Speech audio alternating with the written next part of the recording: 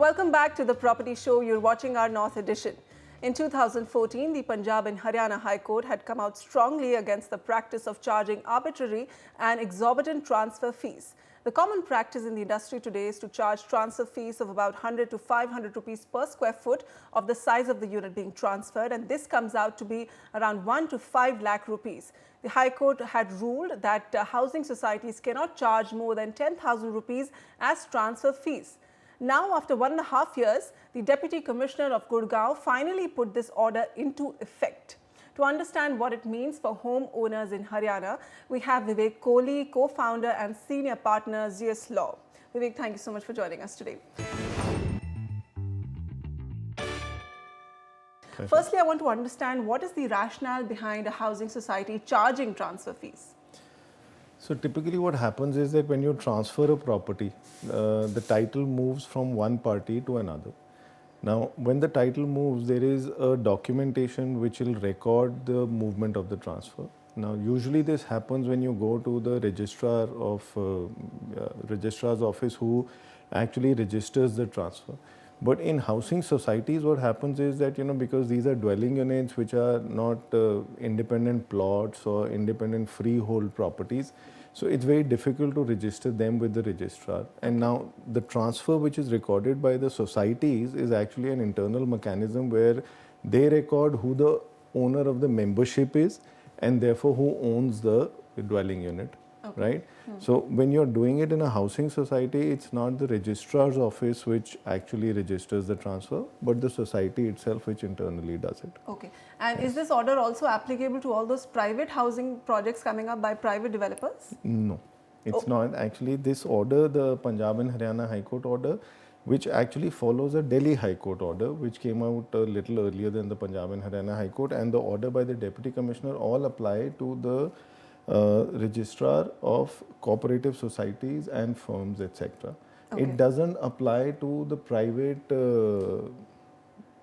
societies or private, let's say, condominiums which are built up by builders. Okay. It doesn't apply to them. Those are actually freely transferable, and their registration happens in the office of the sub-registrar, okay, where the transfer actually gets registered.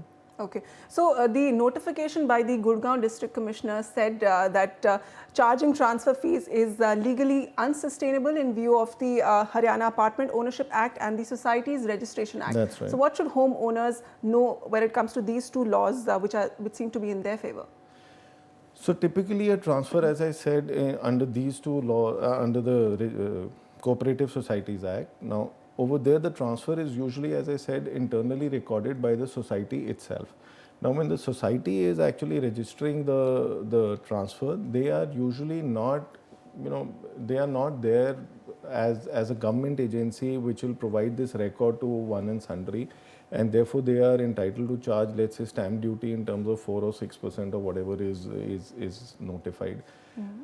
Simultaneously, they are, providing a service. So they do it on a normally no profit, no loss basis, and therefore they need to recover some charges. Now, those charges have been determined at around 10,000 odd rupees. So house owners need to know that that's the maximum that they need to pay, and to get a transfer registered and hand over the unit to whoever the buyer is, and the buyer will then be entitled to enjoy all the rights which a original member would have. Okay. Yeah. Vivek, we have another subject we want to get your views on, that on Delhi's circle rates. Now, in a landmark judgment, the Delhi High Court has clarified that property can still be registered when the stamp duty is less than the circle rate. Till now, if the valuation of a property was lower than the prevailing circle rate, its registry would be rejected as a practice. Now, Vivek, in what cases is this judgment going to come as a big relief? So, let me just give you a little background on that. Now, all properties, when we go for registration, are registered and stamp duty is paid under the Indian Stamp Act. Now, the Indian Stamp Act is actually something which falls in, let's say, the concurrent list, which is the union and the state government, and therefore each state has its own amendments to it. Simultaneously, the Delhi government had also issued certain rules on, the circle rate, how it would apply, and how the valuation to that extent would be taken up. Right. The thing that they tweaked, and which actually the Act provided, the Parent Act provided, and the rules tweaked, is where they said that if a if the value of a property, declared value, is less than the circle rate, then the registry would not happen and they'll refer it to the collector of stamps for a determination of the value. What the Parent Act said under Section 47 was that essentially if the registrar feels that the value declared is less, then he should first register the deed and simultaneously send it to the collector of stamps for a determination of the value. Okay. If the collector of stamps finds the value to be higher, then the deficient stamp duty would be paid. But the Act clearly provides that the registry will happen first, and then you can go and determine what the actual value would be. The High Court in its judgment has completely clarified that the Act will prevail, and Section 47 provides that first the registry will happen, then you go for valuation. Now, when you go to the collector of stamps and you try to establish the reasons why your value is not as per the circle rate but is, let's say, lower than the circle rate, there are many things that matter in this. Okay. It could be a distress sale, it could be a tenanted property, it could be a poor location or a poor dispute. location, a dispute, maybe it's encumbered with the bank. There could be many reasons why a property is depressed in its price, right? Now, prior to this, the registry would simply say, don't know, don't care. You simply pay us the circle rate, stamp duty at the circle rate, and that's only when we'll register it. What the High Court has done is, they have clarified that no, there exists Section 47, you register the deed, and after that you pass it on to the collector, and the collector is then going to have a look at what the value should be.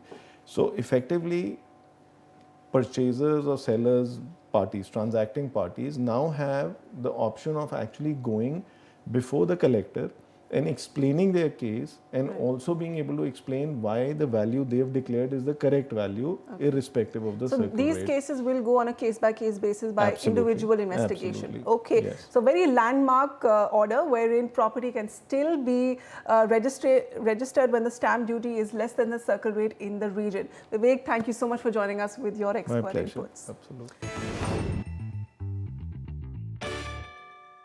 Okay, we want to hear more stories like that from you. If you have a story like that to highlight from your city, your neighborhood, or your gated complex, you can write to us at property@ndtv.com. We'll cover it on our daily edition on Citizens Voice on our property show. That's all on today's episode. Thank you so much for watching. Goodbye.